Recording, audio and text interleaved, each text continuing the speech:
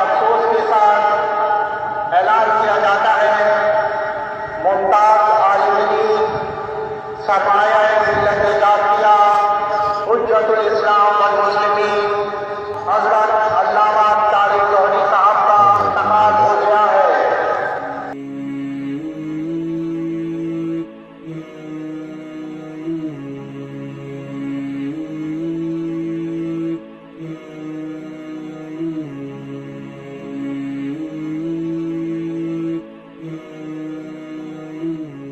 ہم نے اس انسان کو جمے ہوئے خون سے عالم بنا دیا، اس کے باوجود یہ انسان سرکشی کرتا ہے۔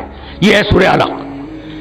سورہ نحل کے آغاز میں آواز دی خلق الانسان من نطفۃ فاذا هو خصیم مبین۔ ذرا دیکھنا اس انسان کو، ہم نے اس انسان کو نطفے سے پیدا کیا، نطفے سے پروان چڑھا کر اسے انسان بنایا، اور یہی انسان ہم سے لڑائی کرنے کے لیے میدان میں آ گیا۔ تو سورہ نحل، سورہ فجر میں آواز دی الذین طغوا فی البلاد، یہ وہ لوگ ہیں فرعون، عاد، سمود، یہ وہ لوگ ہیں جنہوں نے شہروں میں سرکشی اختیار کی۔ سورہ شمس میں آواز دی کذبت سمود بطغواہا، انہوں نے سرکشی اختیار کی اور ناقہ صالح کی ٹانگیں کاٹ دی۔ ما منعک ان تسجد لما خلقت بیدی، ابلیس اسے میں نے اپنے ہاتھ سے بنایا، دونوں ہاتھوں سے بنایا، تو سجدہ کیوں نہیں کرتا؟ تو خدا کا زور ہے کہ میں نے بنایا، اور ابلیس کا زور ہے کہ یہ مٹی سے بنا۔ تو ابلیس کی نگاہ مادے کے اوپر ہے کہ کس چیز سے بنا، خدا کی نگاہ نسبت پر ہے کہ بنایا میں نے ہے، بنا کسی بھی چیز سے ہو۔ یہی ہے نا۔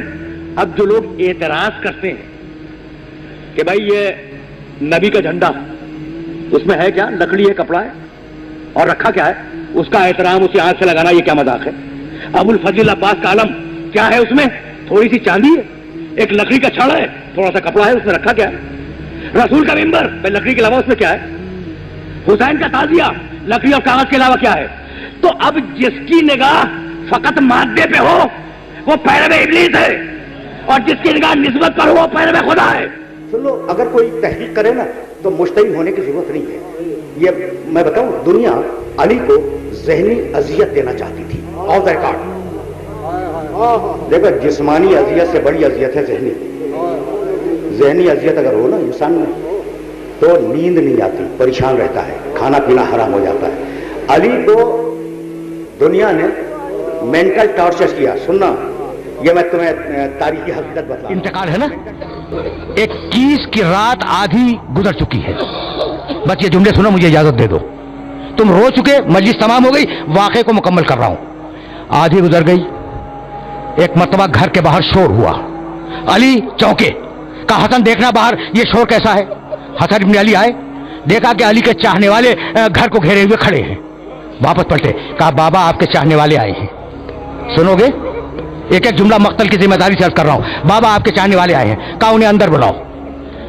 جب علی کے چاہنے والے اندر آئے تو علی نے اپنا ہاتھ زخمی سر پہ رکھا اور کہا میرے چاہنے والوں میرا سلام قبول کرو۔ یہ کہہ کر کہا بیٹھ جاؤ۔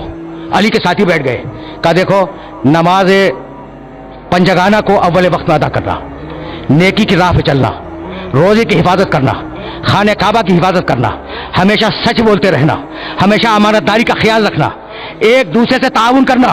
جب نصیحتیں کر لی تو ایک مرتبہ پھر علی نے اپنا ہاتھ اٹھایا، اپنے زخمی سر پہ رکھا اور کہا حفظکم اللہ، خدا حافظ۔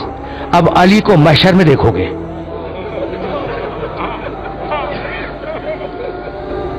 سن لیا تم نے؟ اب علی کو خدا حافظ، جاؤ، اب علی کو محشر میں دیکھو گے۔